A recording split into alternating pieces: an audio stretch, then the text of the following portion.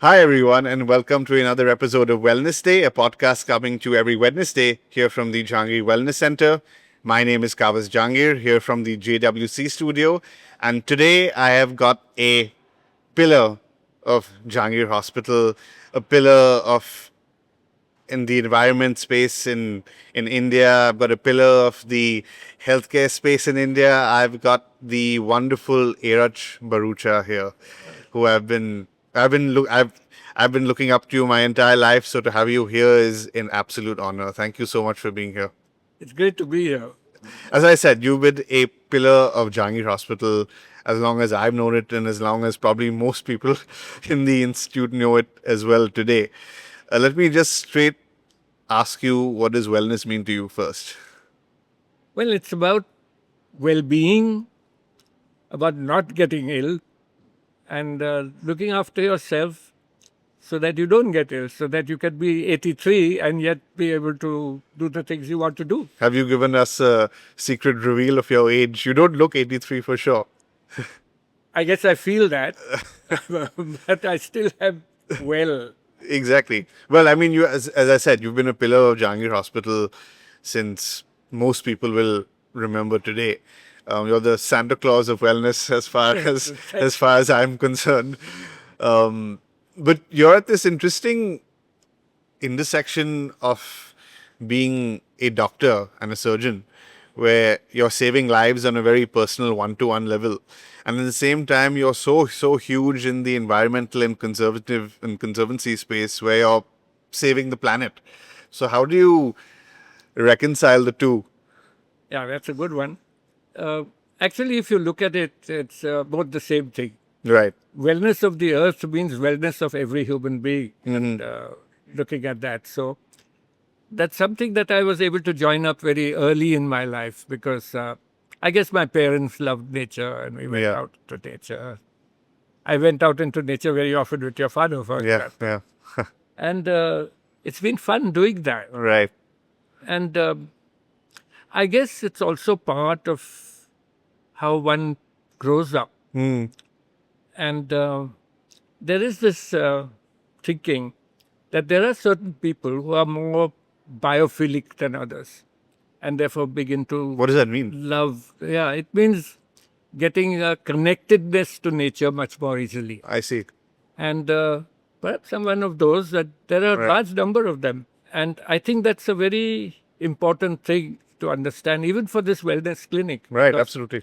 Bringing nature into your life makes you feel much better. It's part of your well being, it's part of how you interact with not just nature, but with others around you, with wildlife, which you do also. But it's very interesting that you say that, because the question I was going to ask at some point is: do you think that today in modern healthcare, which is becoming so technology driven, and it's great, of course, with AI, etc., are we losing a little bit of that natural healing that Yeah. you can get from being in nature and being in the forest, Very much so. landscapes? There's the whole Anthropocene Right, effect that has right. happened for the last couple of centuries.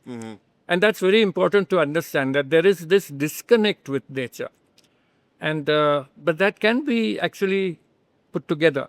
How? That's something that comes out of your school education, your college education, what you look at, what you read. Right, right, right. But actually, the best way of making that happen is out there in nature. And that happens whether you're going into a forest or whether you go into a wetland or a grassland. And it really, for me, it has been always part of Life. feeling well Yeah, and feeling happy. yeah. And many people, unfortunately, now, what you said is very appropriate. We are getting a disconnect. And that disconnect to what nature means has become something which is practically all over. And it's how our lifestyles have changed, what we do and what we used to do is very different. I think it's a part of globalization Of and course, development and so on. As I said, I mean, there's benefits in what we've seen in modernization, with technology Yes. So and things those, like that. those But changes, and they're inevitable changes. I don't Exactly. think you can move away from that. But trying to find something in your life which gives you a joy and therefore a reconnection to nature, is something everybody can achieve. It's part of thinking of the world also Right. as being one single organism. Yeah. All of us are somehow plugged into. I think that's a very important concept to understand, that Yeah, we're absolutely. part of nature. Can you think of any examples where you've seen this on the medical side as a doctor, where you've seen the benefit of that on patients? Oh, very easy. Yeah. ICUs. ICUs, okay. People get claustrophobic. People want to see a glass pane with a few trees outside, Right. but we can rarely give them that. Ah, And Yeah, they yeah. feel the lack of that. okay. I've had patients telling me, I want to look outside. Uh-huh. It's the same thing. It's wanting to look outside at nature. And just by doing that, Look at the they would have sky. been You so feel much better. You feel better. And I'm sure there are ways of doing that if architects begin to understand. Yeah, absolutely. That's what, I was talking to a couple of hospital architects about that, how we can just try and introduce as much green space, even vertically, Yes. as you said, in the ICU. Yeah, obviously it's difficult to have vast gardens when space is constraints and so forth. I mean, Jahangir Hospital is a classic example of saving trees and even transplanting them when necessary. So Absolutely, we've yeah. always done that. No, it's a philosophy that we've always believed, is that the building is not in the way of the tree, Yeah. or rather, the tree is Paramountly important. absolutely, or rather, the building is in the way of the tree, not the other way around. So if we have to design something, we design it around the tree. Around the tree. Which is- It's great. And that's, again, part of wellness. Yeah, That's- absolutely. yeah.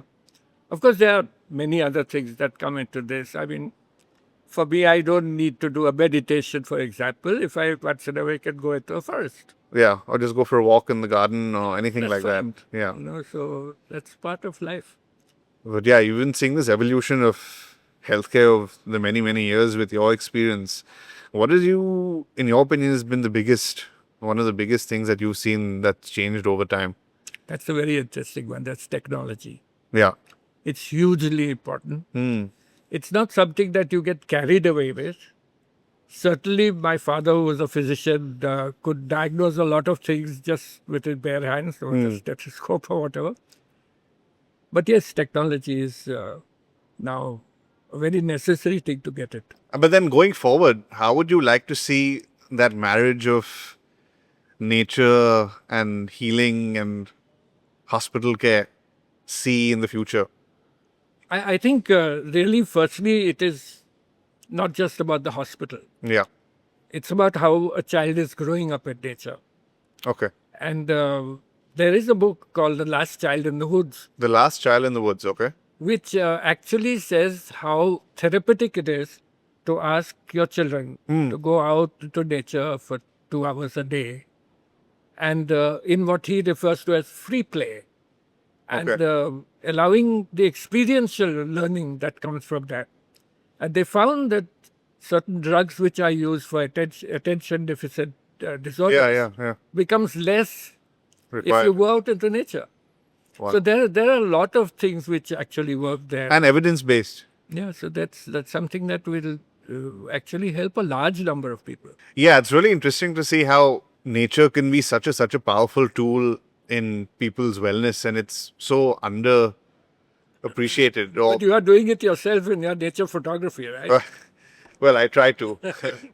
But that's something I've honestly noticed for myself. You bring it up. The photography is one aspect of it, but it's something I used to take for granted when I was in my teens and a little bit later, just being in nature. But now it's one of my favorite parts of the day is Yeah. the chance when I get to walk every day, or if I get the opportunity to walk. It's my favorite part of the day just because out even in amongst the garden, if you're lucky to be able to walk amongst plants or anything that's green or one or two trees around, it can genuinely change your entire day. There are a whole lot of things. I mean, bird watching, Yeah, watching a absolutely. butterfly. I think in the present context, most people don't look closely at nature. Yeah. Which you can find in an urban setting as well. You don't have to go out You to a don't have to forest. go out to forest. And it's how closely you look at nature and how you connect to this. Right. And I think that makes a huge difference to your life. Yeah, absolutely. Well, since you're so plugged in and tuned in into nature, let me ask you one final question. So, if you were to write a letter to humanity as planet Earth today, what would that letter state? I think it would bring up the need for this interconnectedness into nature, which everybody can visualize and do. Yeah, yeah. And as I said, it's really looking deeply into nature which changes that. And that's the message. Experiential learning, which comes from being out there in nature. You don't just see things, you hear things. Yeah. You, Just being you present. smell the earth, you look at what is happening, you hear the breeze passing through the trees. Oh, that's another nice one, just the breeze. It's just everything that happens around you. Yeah. If you're in nature.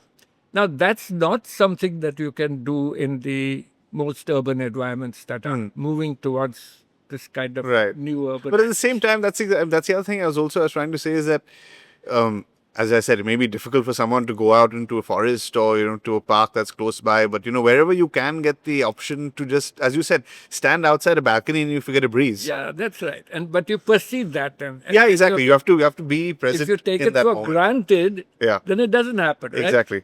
But if you look at it from that perspective, Yeah. I'm enjoying this. That itself is that connected Exactly. So you can find nature in the hardest concrete jungle if you. list of things. Absolutely. in the It's, as you smallest said, of it's your mindset then. Your mindset or nature can be in your mindset. Yeah, it works that way. That's lovely. Well, thank you so much Thank you for for being having here. me. It's been an absolute It's pleasure. great. It's always wonderful to meet you, Kamal. It's always lovely to see you as well. And I'm so happy that you could be here and tell us all about this interconnectivity between nature as a whole and us as an individual. So thank you so much. I hope people learn something. Absolutely. I'm sure they will.